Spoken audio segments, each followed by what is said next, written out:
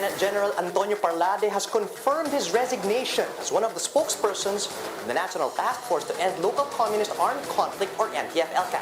President Duterte has accepted the resignation of Lieutenant General Antonio Parlade, spokesperson of the National Task Force to End Local Armed Conflict, or NTF-ELCAC. I think it's unfair that these departments will suffer the brunt just because of my participation in the NTF-ELCAC.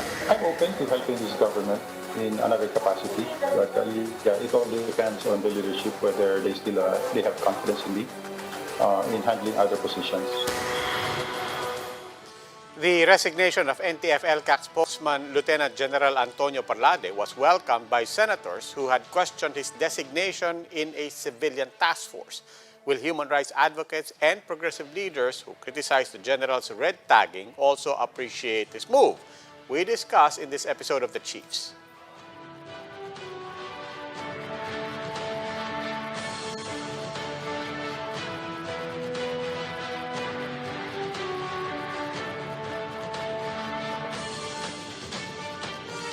Welcome to this special edition of The Chiefs. I'm Robbie Alampay, and with me online are Ami Pamintuan of the Philippine Star, Lucy Cruz Valdez of News 5, and Ed Lingao of One News. Ami and Ed, welcome.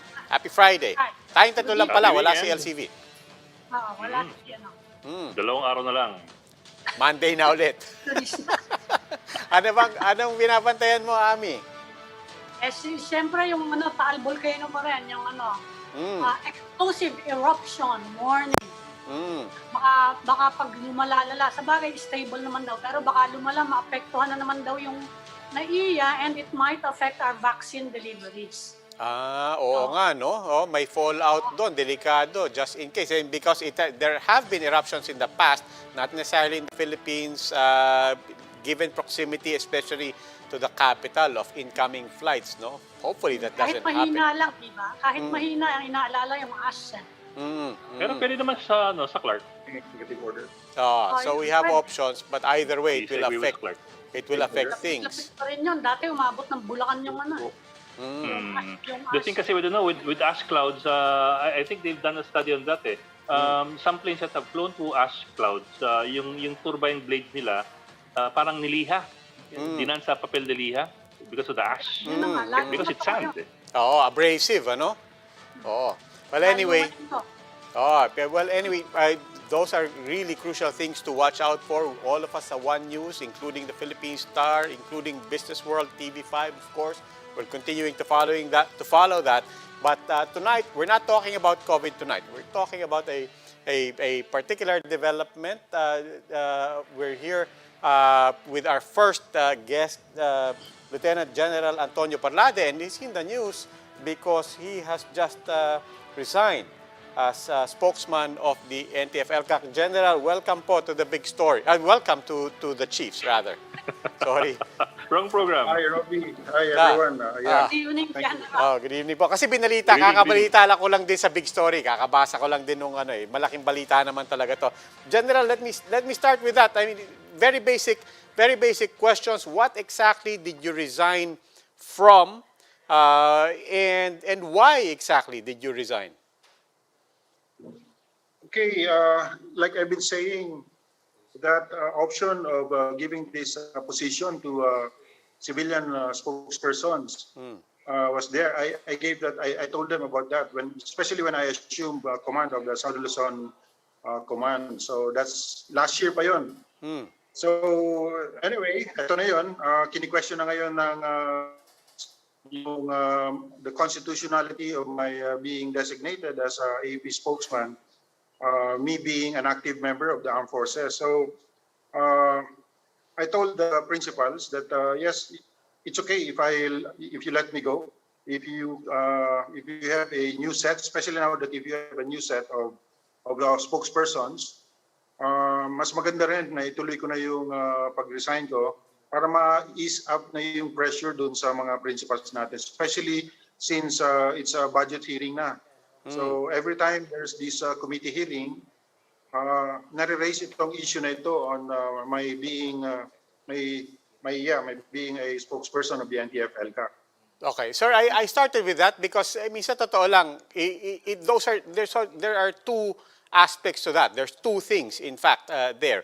One is the constitutional question, or in the legal question on whether or not a military man can take that position, given that NTF-ELCAC is supposed to be civilian. So that's one. And as you said, you're stepping down cures that legal question. But the other aspect to it had to do not with your position, but with your performance. And a lot of senators, a lot of congressmen, a lot of people in civil society, in media, many sectors saying that particularly when it came to red tagging, that you had abused that position. And that really was the one that was also led a lot of people not only to question a military man's position here, but to more broadly say, aba, kailangan na sigurong i-defund itong NTF-ELCAC. Yung sa second aspect, are you acknowledging that that particular aspect, the question of red tagging, and when you say to ease pressure, acknowledging that while you're there, there are serious proposals in Congress to defund NTF-ELCAC, is that a factor? No, no. In fact, I also asked the vice chair if that's the case. They said no. So it's not an issue. My position, our position at the NTF-ELCAC on so many things, including that allegation of red tagging, which we deny, that's not an issue because everything that we say, especially in the media, are all vetted by the National Task Force ELCAC. It's vetted by the Strategic Communications Cluster. It's vetted by the Legal Cooperation Cluster. And the informations are essentially provided by the Situational Awareness and Knowledge Management Cluster. So this cluster actually composes all the intelligence units, intelligence divisions, intelligence offices of the government, the entire bureaucracy. So we don't say anything there that's not approved by the NTF-ELCAC. So it's not accurate to say that I am leaving because of, I don't know, your alleged, other people's alleged, what do you call it? Well, red tagging was one of them. That's an allegation which we deny. But we completely disagree with that sentiment that I'm leaving because of the pressure on me to leave because of the so many mistakes that I've said in the media. Sir, are you saying basically that the tone and the content of future statements from NTF-ELCAC will not change, Of course. even with your retirement or resignation? Yes, Ed, it won't change. It will never change. And in fact, you can hear them. There are 6 other civilian spokespersons, new spokespersons, and they're saying the same thing. So nothing will change. It's just the person. I'm out of there. I'm out of that group because that's being questioned. My being a military, an active military officer. But you can see, you probably have attended many of these presser that the NTF-ELCAC Stratcom cluster conducts every Monday. I think every Monday, yeah. But General, on the other hand, you're saying that you resigned to ease the pressure on the group. So do you have any regrets looking back on your service to the task force? Do you have could you define any situation that you might have done differently? No, honestly, I mean, I have no regrets. I got the full support of the National Task Force ELCAC, the staff. They've been really pushing me to do everything, say everything, do my best in fighting for issues against the government, and this is what I've done. So no issues there, no problem there. And let me just confirm to you that the pressure is about the constitutionality of my being a spokesperson. Yun yung ini-invoke nila. But hindi sila nakikinig doon sa sinasabi ni Secretary Esperon that there's this Executive Order 371 signed by President Cory Aquino in September 1987. This actually identifies non-plantilla positions which are exempt from that constitutional provision. So napakalinaw naman doon. But they are insisting because their objective really is to make sure that they will remove me for what I'm doing, for the things, for my statements which are really hurting. I don't want to say they are their friends, but that's essentially what we're feeling. We are hurting so many sectors that has something to do with this insurgency one way or the other. So that's the only thing, and it's not about my statements, it's not about my performance. And by the way, when you say so many people, when you say many people are criticizing me for my statements, we can categorize that or we can qualify that. Who are they? Maybe they're the minority, because as far as our monitoring is concerned, majority of the people are happy with what we are doing. Not only me, but what the NTF, LCAP, and the other spokespersons are doing. General, So I yung think what argument surprises- naman, yung daw EO, cannot trump, yun ang sabi ng mga, yung counter-argument, the EO cannot go above the constitutional prohibition. But anyway, dahil wala na kayo dyan, and you will be a civilian by after July 26, are you planning to rejoin the National Task Force? Is that a No, possibility? it's not my decision to be part of NTF, LCAP or not. It's actually, it depends on the leadership whether they still have they still trust me to be part of that NTF, LCAP. But yeah, they've been telling me, no, you cannot go away. You will stay at the NTF, LCAP. But so far, of course, I'm still in the active service. I haven't received any formal invitation to join them or rejoin them again. But let me just go back to you, Ami, on that point. EO. On the EO, no, that's not right, because the Constitution is a general guide. I'm not a constitutionalist, I'm not a lawyer, but I understand a little about, the Constitution does not contain everything, including taxation, those are just guides. That is why we need IRR, we need laws, and we need executive orders. And just to clarify things and to put some details on the intent of the Constitution. So, ganun yun. Napaka-piloso po lang nung iba na, hindi nakasulat. Totoo. And so many things are not in that Constitution and yet are part of our laws. I mean, General... Sir, I think what a lot of people are wondering about is why was your resignation accepted 3.5 weeks before your slated retirement? You retire on July 26, after which you will be a civilian, and that would make everything moot and academic. Why would your resignation have to be accepted less I know than a what month you want to before your hear, Ed. retirement? Diba? I know what you want to hear. I know what people want to hear, especially my critics. They want to hear that I was sacked. Well, they can ask the president. They can ask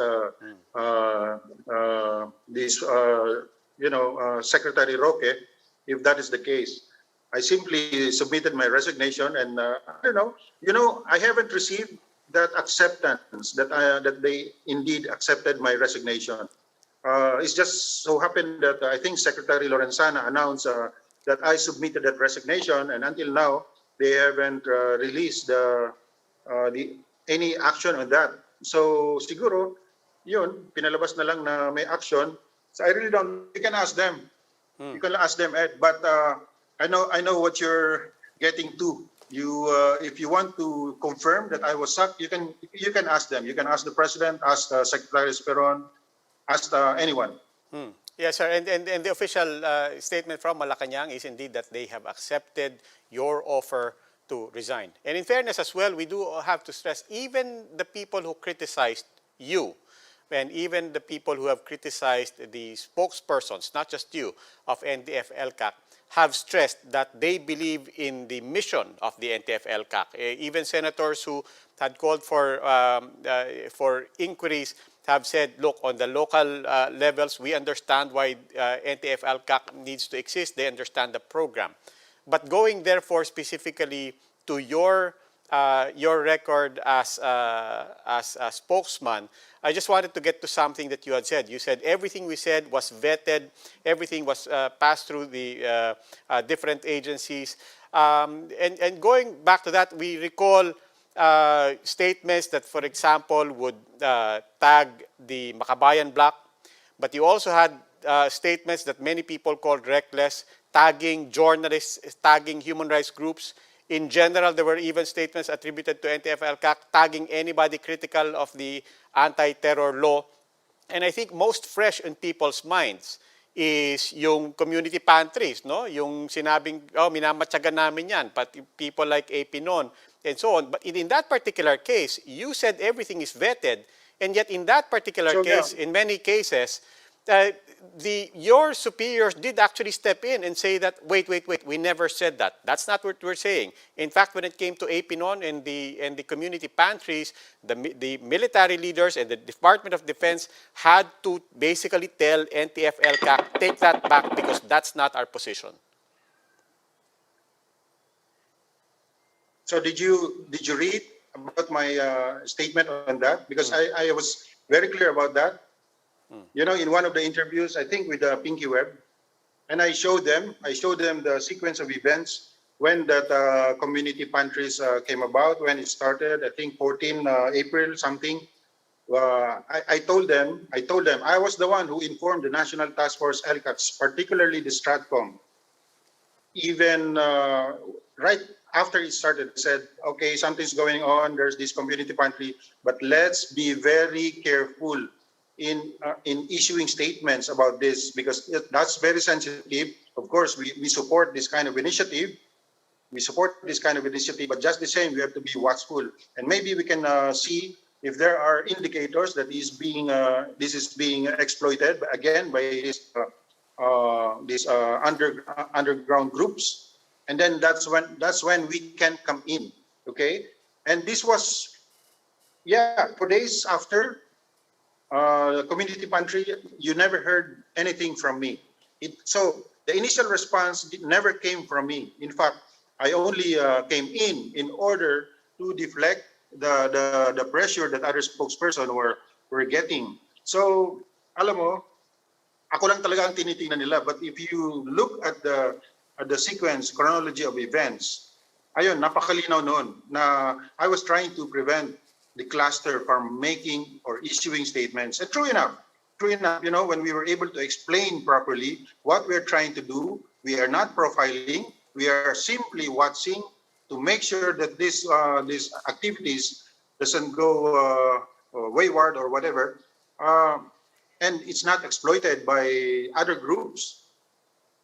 True enough, lalong dumami yung community pantry. Ang sabi, because of what we did, some people and some organization might be discouraged in coming up with their own initiative.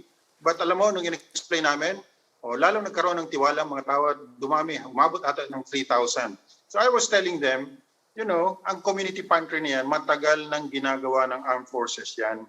Ang problema lang doon, hinaaluan ng ano-anong agenda. And we are only responding, in fact, to many of the netizens telling us, sir, please take a look at what's going on here in Maginhawa Street. Kasi iba-iba na yung pinagagawa nila dito. Meron pang blank papers na pinapapirmahan dun sa kabila. So, you see, we just have to do our job. But anong mga terms ginagamit nila? Red tagging, again, profiling, again, yung mga term na talagang gusto nilang ma-sensationalize yung issue. So, going back to your comment, Robin, no, we don't issue irresponsible statements. If you don't mind po, if you don't mind, sir, balikan ko lang po because I mean, what you said in other programs and what you communicated to the task force, that's something else. I can only speak to what you did say, even directly on this program. In the specific case of the community pantries, if I recall correctly, that really was not your tone. With all due respect, sir, the last time you were here and you talked about AP Non, specifically, you did say, yes, tama po kayo sinabi nyo, minamatyagan namin. No? You didn't want to call it profiling, pero sinabi niya minamatyagan nyo. But you did also and have a general tone of saying, pero antayin nyo lang. Meron kaming alam dyan sa batang yan. Antayin nyo lang, lalabas din yan. And then you will understand kung bakit namin minamatyagan yan. And I remember we even had this question about ano pong gusto nyong palabasin. Parang may pinapalabas kayo. And that really was the tone. And it is completely different from what you're saying now, that you were actually just trying to reassure people that this was a legitimate operation. It was very clear then. I don't know if I'm mistaken. I don't think I am. But it was very clear there that your context there was that you had real basis to not only monitor, but to investigate, and you suggested very strongly that your reasons and basis for that was coming out soon. Idagdag ko lang, Yes. Bok, I'll do a direct quote. Ang sabi ni General noon, isang tao lang si Ana, si Patricia, di ba? Same with Satan. Si Satan, binigyan ng apple si Eve. Doon lang nagsimula yun. Doon lang nagsimula yun. And that, General, if I remember right, that was in the context of your suspicions that there were other motives behind Patricia Non's putting up the community pantry. I mean, we were going around that topic and that issue, that whole episode. Yes, Ed, I remember everything I said. I remember about that apple, although I the Bible. But yeah, I remember everything I said, and I'm serious about what I said. So after that, what happened? Something really came out. So in the end, we were right, because there's this other group, the KMU, for instance, they were agitating people, they were the ones asking people to sign a blank document. May kasama ata sa petition yon, and many other, 4 other or 6 other groups. So yun yung hindi ayaw yung pag-usapan noon during the time. But ang hina-highlight ay yung pag-harass doon kay Patricia noon, yung pagpunta ng mga pulis doon, pagmamatsyag doon, pagtatanong. So yun, talagang ganon ang news. So I don't quite understand, sir. We stepped back when we were told, okay na yan, na-explain na natin yan, okay na muna tayo doon sa issue na yan, tapos na yan. So yun lang yun. But you know what? At the end of the day, tama yung aming assessment. Ang daming nagsulputan ng mga ganong initiative. Sana kung hindi yun natin na warningan yung mga tao, alam mo, hindi sila magbibigay ng kanilang observations and comments. Napakadaming nagbibigay sa amin ng messages. Sir, take a look at this community pantry also here, somewhere in Central Luzon, in Southern Tagalog, nagsuputan yon. And then suddenly tumigil. Why? Kasi ang dami nang nagko-comment ng mga netizens doon sa mga na-obserbahan nila. So let's just be fair. Your government is there to really watch and make sure that our people are secured. Meron pa nga nakapila, 5:00 ng madaling araw. Alam naman natin na merong curfew. So ano bang dapat gawin ng gobyerno? Of course, dapat silang sitahin, tingnan kung merong mga nangyayaring ganito na may mga paglalabag sa batas. So that's just normal. Kaya lang, pinapalaki, alam na natin yon, pinapalaki yung issue. But anyway, But sir, what I do recall, hindi po ang media nagpalaki ng issue dun sa community pantry. It blew up because of all the allegations against specifically Patricia Non, among others.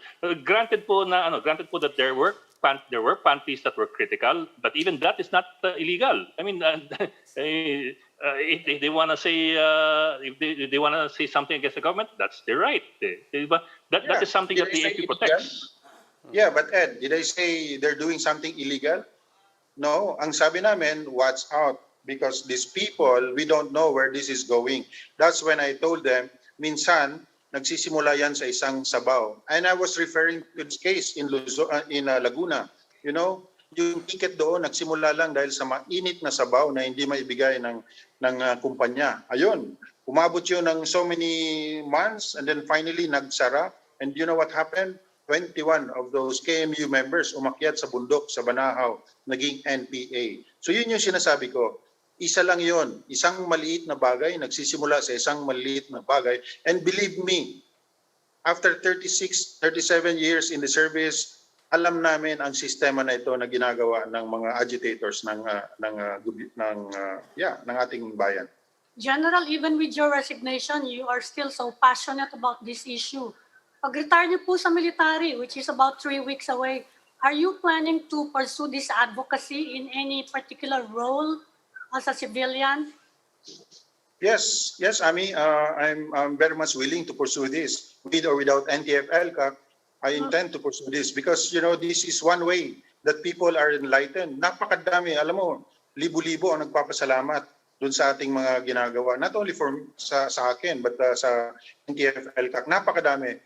Including parents na hindi nila alam, yung anak pala nila ganun yung actuations ano na pala, nasa level 3 na pala ng infiltration sa mga ano. So naagapan, napakadami na. Including sa labor sector, mga union members na nag-tour of duty na. Pero umatras na sila kasi doon na nila namalayan na malayo ang mararating nila sa armadong pakikibaka kapag hindi sila tumigil. So do you have any idea how you intend to pursue this advocacy? Pag-retire we're touching the last of General Parlade, no? Ano po yung meron ba kayong mga particular venues for? Diretsuhin ka na po, General. Is politics going to be a platform for you? No. It's too early to talk about politics. Sabi ko nga, I still have a few days. I don't want to talk about politics. But ang daming platforms. Social media is one of them. So even as a citizen parliament can always engage people in in debate or exchange of views through the social media. Napakadaming platform. We can also initiate, on our own, in our own personal initiative lang. We can initiate dialogues with other groups. Kayang gawin ito. In fact, I am encouraging others to do the same. Ang dyan, may alam tungkol sa paano na-infiltrate ang kanilang mga eskwelahan, ang kanilang mga simbahan, ang kanilang pamilya. Napakadami dyan. Maybe it's about time that we all, join hands in trying to end this insurgency, especially yung recruitment ng ating mga kabataan. Grabe naman, maawa naman tayo. Ang babata na ng mga rini-recruit nila, 15 years old. Pero yung iba, apathy, wala tayong maasahan sa kanila. Kundi siguro kung mayroon silang kamag-anak na namatay, mga bata, ayun, saka sila. And yung nangyari doon sa Masbate, doon ko naintindihan. Alam mo, even yung ibang magulang doon, sympathetic sa MPA, pero nung kamag-anak na nila ang nadisgrasya doon sa landmine, doon sila namulat, doon sila nagwawala. So you see, this is happening sa probinsya. Dito sa Maynila, yung mga millennials dito, yung mga Gen Z dito, wala silang idea that there's this NPA, that this radicalism leads to violence. Akala nila, idea lang yan, hindi yan nakakapatay. No, it's killing children. General, let me engage you as a civilian, as a fellow citizen. I understand where you're coming from when you say that social media is so powerful, words are so powerful, and it's very easy to entice, especially our youth, to go either way in any direction. No? Lalo na idealist ang mga kabataan natin, at saka susunod sila, ma-impluwensyahan sila. But I'm curious, where do you think that line can be drawn, or even if it should be drawn, given that on the other side of that concern is our constitutional guarantees for free expression, our constitutional guarantees for press freedom, to hear different sides, even sides that you don't agree with. How do you think we can draw that line? Okay, I'll share this. Well, this is what I came to know about this academic freedom. I'll just stick there. You know why there's academic freedom in our schools? That kind of academic freedom where the communists are able to freely recruit, because it's a biased academic freedom. They never allowed civics and democracy to be taught in the University of the Philippines, even at the time, or starting at the time of Onofre Corpus, until he became UP president, and then he became DepEd. So what kind of academic freedom is existing in these schools? Hindi siya balanse. So what the students understand is only Marxism, Leninism, and all this stuff. What about the good things about democracy? Wala, hindi nila natututunan yan. So ito na ngayon, nung kini-question na yan, for instance, yung UP Accord na yan, UP DND Accord na yan, nagwawala na sila. Why? Kasi ito na, makakapasok na yung the other side of the story, the other side of the narrative, the good side of governance, for instance, of democracy. So ito yung kini-question dyan. So again, kapag kabalanse yung naibigay mo na impormasyon sa iyong mga kabataan, wala tayong problema. They have their choice. Gusto nilang maging komunista, fine. Gusto nilang mag-NPA, fine. General, But we've given you Sir, all the General, I'm if you don't, confused kasi we're all from UP. if you don't mind, General, let me just just to be Yeah. transparent here, because we don't want you to just walk into a conversation and parang hindi kami naglalutad. You're talking to all UP alumni here. I don't think, ngayon, in fairness kay Ed at saka kay Ami, I don't think they were there nung si Odi Corpus pa yung ano doon. But we're all from UP. And Yeah, I can say it on behalf of UP that what you said is factually not true. It is, And I can it say the is same for my completely, categorically untrue. That nobody I'll show spoke you to the- us about I'll show you my democracy, reference. that nobody talked to us about the values of democracy, of our republic, and of nationalism, of patriotism. It's absolutely not true. Ngayon, kung ang sinasabi niyo po is, as long as pinag-uusapan yon, kung gusto niyo pag-usapan yung komunismo and socialismo and mamili na kayo, basta balanse yung ano, wala tayong problema. In general, I think I speak for Ami and Bok and Lucci, wala tayo dapat problema because we were all exposed to all of those thoughts in UP. We don't know where you're getting this and it makes us all the more concerned if the whole time you were NTF-LCAC, you sincerely believed this. Because I'm telling you, and I'll go out on a limb and say it here, that I'm saying this. As a matter of fact, what you just said is absolutely not true.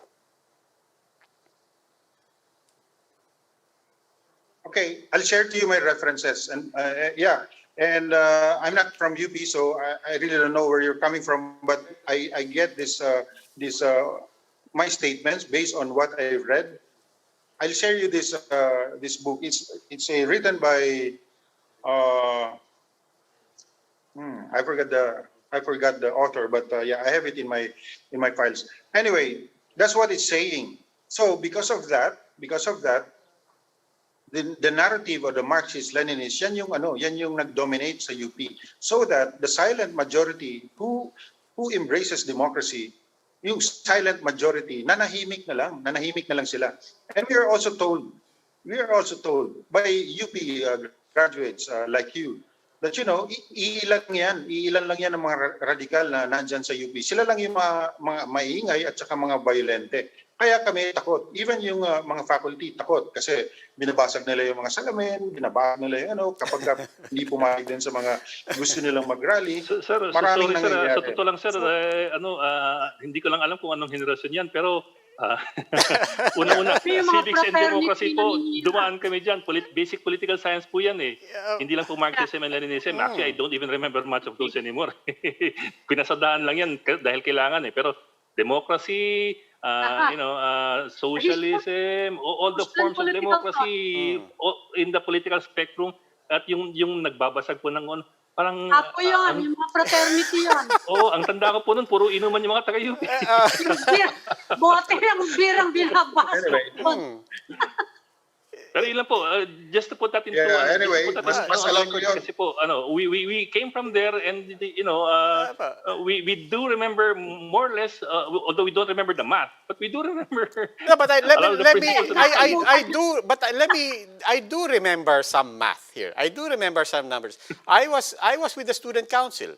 I was a counselor in the University Student Council. I was vice chairman in the University Student Council. Among the things, believe it or not, that I learned when I was in student government was that the vast majority of UP students are not even organized. By something like 60% of UP students don't even have an organization. They never even, and less than 20% of the population even vote in the student council. And I can guarantee this, the majority of UP students never attended a rally. Never. And therefore, I don't know where, I really don't, no, but it really is something that, if you are proceeding from a book that you cannot even remember who the author is, and if somebody, an alumnus like Lorraine Badoy, who's with you, cannot even correct you and say that it is not true that Lorraine Badoy, when she was in UP, was never exposed to democratic thought and democratic principles. It really makes people think, what's going on in the NTF-ELCAC if this is what they believe when it is so basically false?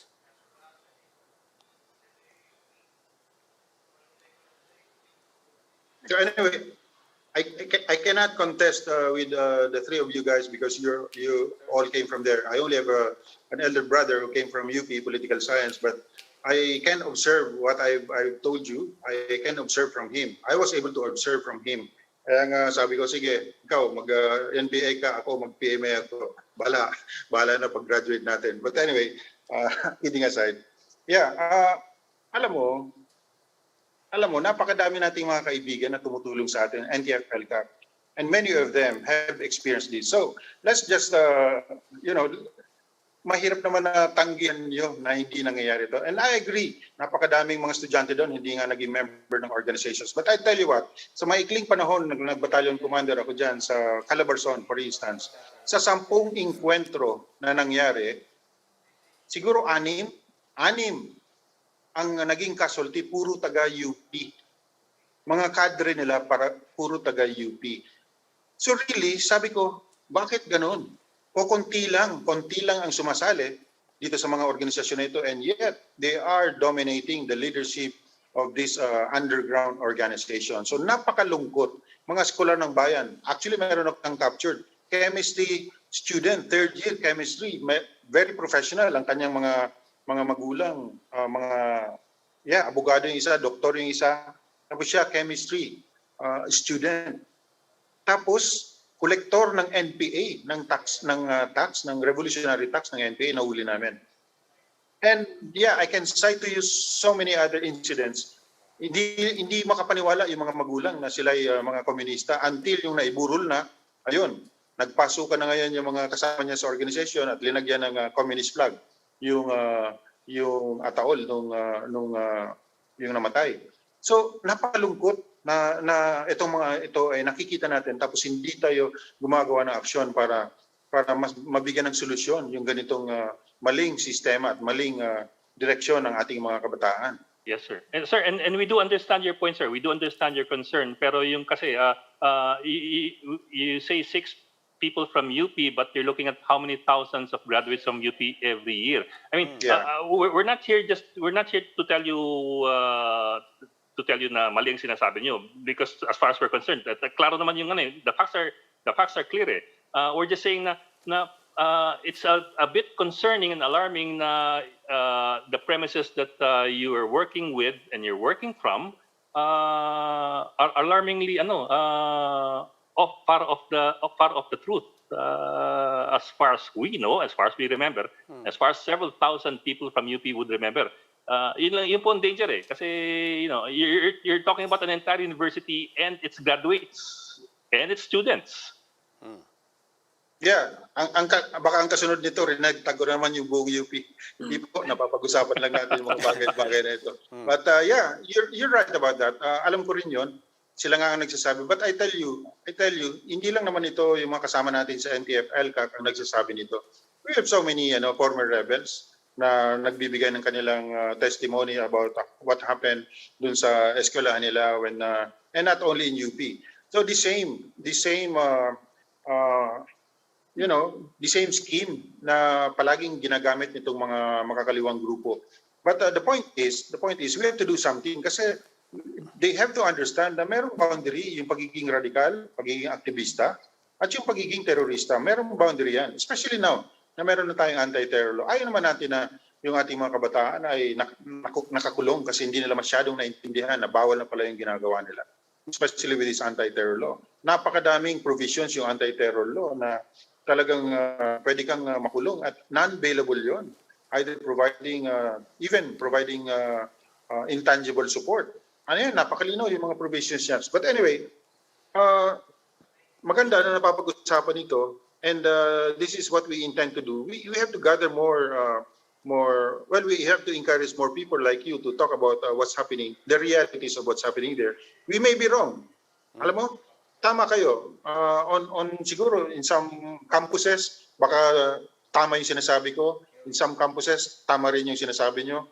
But the point is, we have to do something para yung radicalization ng mga kabataan na ito ay matigilan. Iba yung critical thinking. Hindi critical thinking yung tinuturuan mo silang sumigaw. Dekahon. Dekahon ang sinasabi nila. I'll cite to you, Congressman Elago. Supposed to be matalinong tao yan. Pero tingnan mo, sa mga dinaanan niya, hindi siya makipagdebate sa amin. Why? Kasi dekahon. Dekahon ang indoctrination sa kanila. Okay. You just opened up another topic, but unfortunately, we can't go on. I'm literally getting pressure here. Lieutenant General Antonio Parlade, unfortunately, we have to end it here in this conversation. We're sure you're no longer spokesperson. We're sure down the road we're going to have some reason to invite you again, whatever that is. Or even sir. before you retire, kasi 3 months naman yun eh. Whatever that is, sir, we do wish you luck in your next endeavors. And we always appreciate it when you give us time to speak it's with always us. good to have you, sir. Maraming salamat po. Thank you, Robbie. Thank you, Ami, and thank you, Ed. Maraming salamat sa inyo. And we've run out of time with General Parade, but we will continue our conversation. Please stay with us. The Chiefs will be right back.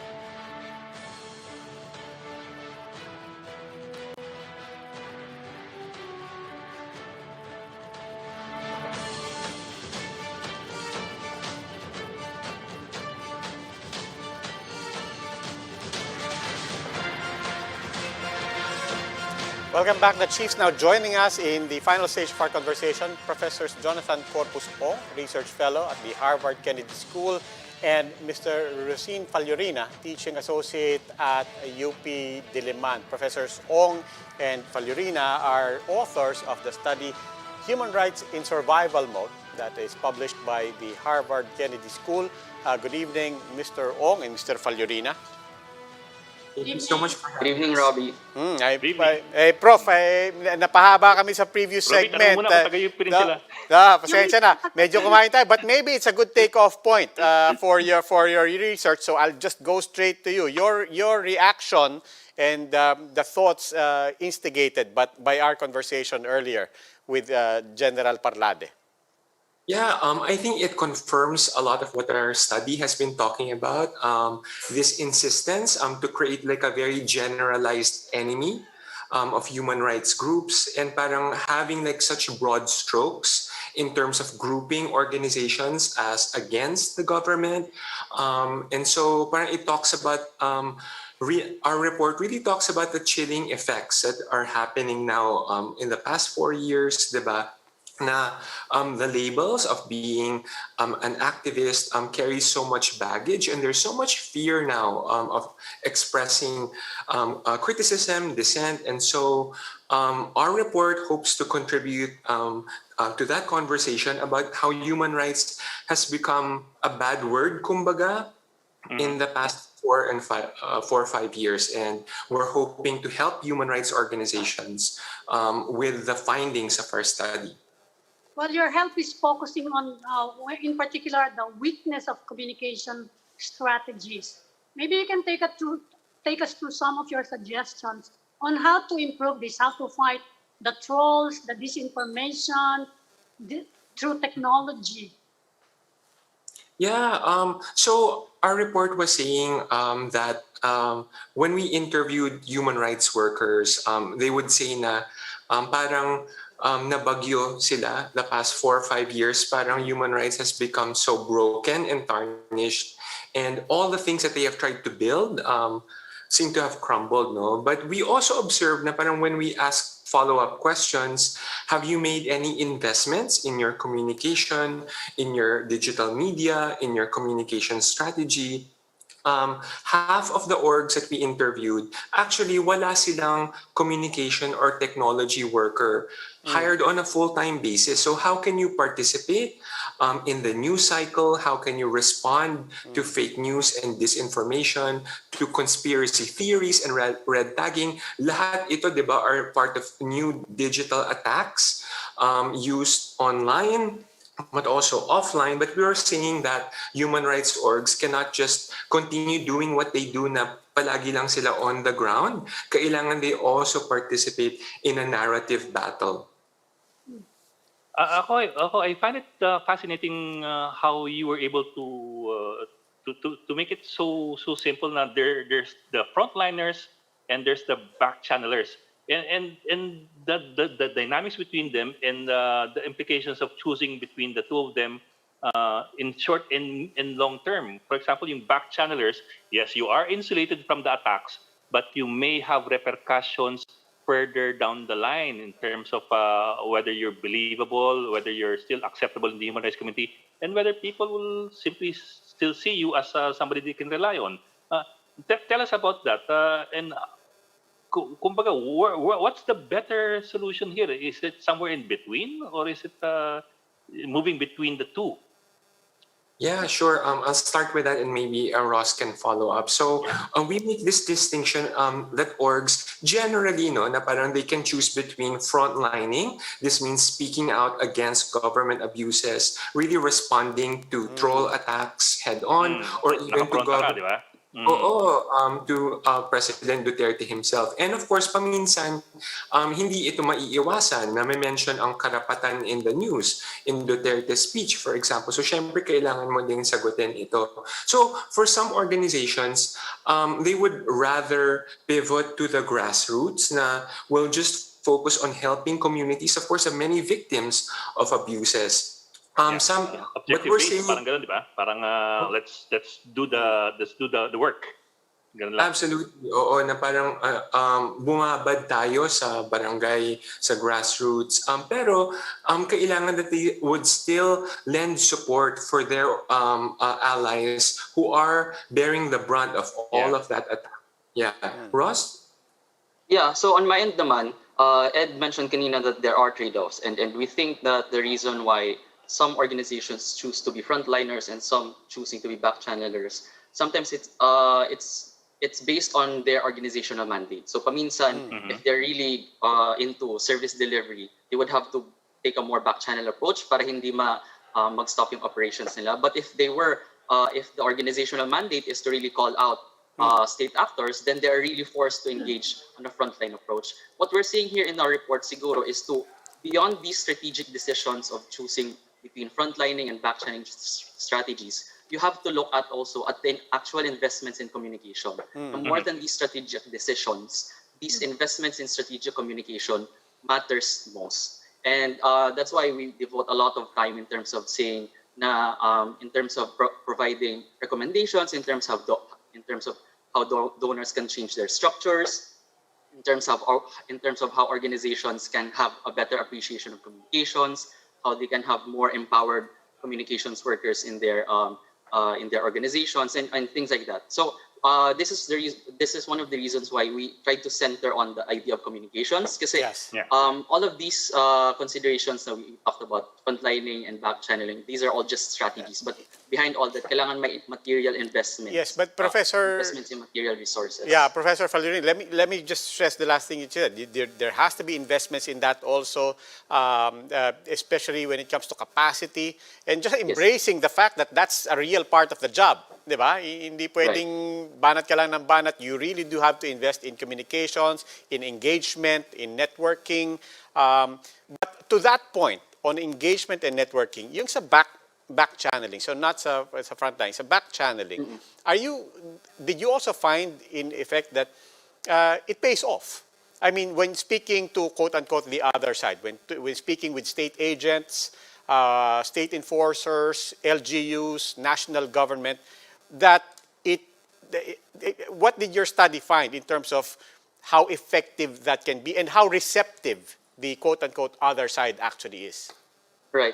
That's interesting kasi in our study we found na again, there may mga pros and cons in each strategy. But for yung pros naman when it comes to backchanneling is that kung frontliner ka, you would go for national legislation in terms of pushing for particular measures. Pero pag backchanneler ka, behind the scenes ka kasi, di ba? So what they try to do is to go to more local and regional LGUs to be able to enact certain legislations and ordinances. We have one respondent who shared to us na they found successes in terms of promoting the Human Rights Defenders Bill, not in the national level, not at the national level, but through passing legislations by continuous dialogue with local government leaders. So that's one way of putting it. There are successes that organizations can look to in terms of that back-channeling approach. Did your study touch on how receptive local government officials are to human rights reform issue? Right. With regards to receptivity, admittedly, yung study talaga namin centers on the human rights organizations themselves. So we weren't able to speak with LGUs and mga politicians natin. But we did find bits of pieces again with the example dun sa Human Rights Defenders Bill na if you don't present or kasi medyo sira na nga yung human rights na phrase, 'di ba? So if you put your campaigns on the limelight, parang those politicians who are aligned with the president, for example, might not want to engage with that specific legislation. If you do it on a more back-channel approach, they might be warmer to the idea. So and we did find na again, given that example na Human Rights Defenders Bill, na mas receptive ang mga politicians when you do a more back-channel, when you do a more personalized approach, kesa sa nilalantad mo siya out to the public. Professor Ong, then why is, because you speak about investing also on the back channeling, but I'm just wondering, why is it na, ang stereotype natin sa HRDs, stereotype natin sa human rights workers is, magaling na sila sa aktivismo, no? As even General Parlade would say, magaling na sila sa frontlining. Is that just a function of old habits, or is there also an incentive there that there is also pressure for human rights defenders to do a lot of frontline work for, among other things, credibility within the community? Diba? Kasi yung iba, pwedeng back-channel ka lang ng back-channel, di ka naman nagsasalita doon sa mga bagay na kailangan pag-usapan sa lipunan. And therefore, there's that need, acknowledged need, no? We acknowledge that. But also, is that also pressure? And does that necessarily diminish or take away from the back-channel? Absolutely. I think definitely activism is an act of bravery, right? To speak to power is an act of bravery. And I think for those organizations or even key individuals, right? Like key figures in the human rights sector, to see them speak out even against like all the harassment that they experience. Harassment is not just organizational, but really targeted to individuals these days, diba? And it can get really, really nasty.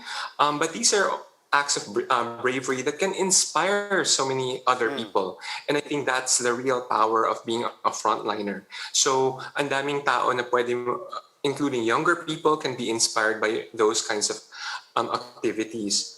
At the same time, we do want to mention na pag bumabad ka on the ground, parang we also heard some NGO workers to say na they sometimes felt unwelcome in local barangays dahil naririnig nila na the military would say, stop interacting with activists dahil magiging kang komunista. So some people, some barangay leaders are also parang feeling that kind of pressure.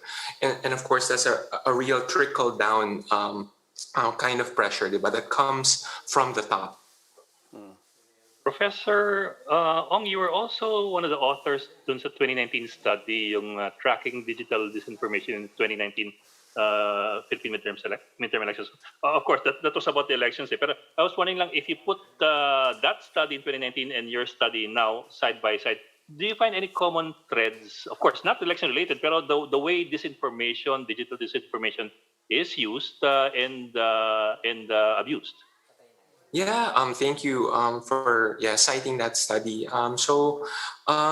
Yung narratives talaga have still been quite consistent in terms of like if we group disinformation or fake news into broad narratives, those narratives have remained consistent. So there's the anti-liberal elite narrative. So this might pertain to attack on liberal values, but also on the people espousing those liberal values, which could include politicians, but also human rights organizations, diba, who are espousing liberal principles and cosmopolitan principles. At the same time, merong anti-mainstream media narrative, diba? So attacking journalists have been consistent and imimix yung different strategies. So it could be false news or disinformation, but sometimes it could be targeted harassment. And of course now red tagging is part of this artillery. So parang the narratives parang are in a way enacted through different kinds of tools of disinfo, conspiracy theory, red tagging, harassment. So dumadami lang yung weapons sa pag-follow nung broad narrative kung sino yung enemy nung gobyerno. Professor Falurina, we're unfortunately practically out of time, but this is very fascinating. Obviously, a very important study, very important paper. I'm sure a lot of our viewers would like to know where they can access your paper. Yeah, so our paper can be downloadable in the Shoren Science Center website. If you follow, if you check the webpage, we did dedicate some promotional material for that, and it's open to all, open access to all. Yeah, it's mediamanipulation.org. So hopefully we can have many folks, including from the human rights sector, but also the academia and journalism to contribute to the debate. Okay. Professor Ong and Professor Falurina, maraming salamat po. That's mediamanipulation.org. Maraming salamat. Ingat po. Thank you po. And that's all for this special edition of The Chiefs. We hope what was discussed here will keep the conversation going. Before we go, a reminder to our viewers, mask on, wash hands, stay safe, Philippines. I'm Robbie Alampay. I'm Ami Pamintuan of the Philippine Star. I'm Ed Lingao, and we are One News.